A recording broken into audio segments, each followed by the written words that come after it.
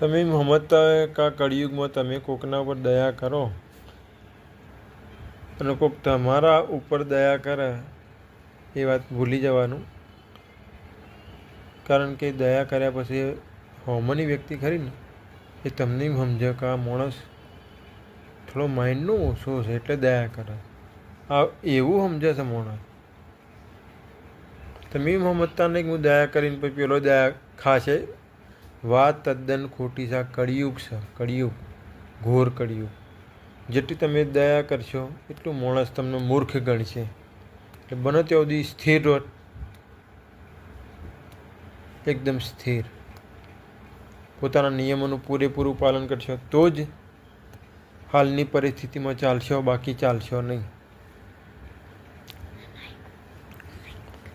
તો બને એટલું તમે લાઈક નહીં કરો ચાલશે, પણ શેર કરજો તો દુનિયાને ખબર પડે કે જિંદગીમાં દુઃખ એ કોઈ માણસ જોતું નહીં. સ્વાર્થી દુનિયામાં માણસ પોતાની જરૂર પડે એટલે કોમ થાય, બાકી કોમ પૂરું એટલે માણસને ભૂલી જાય.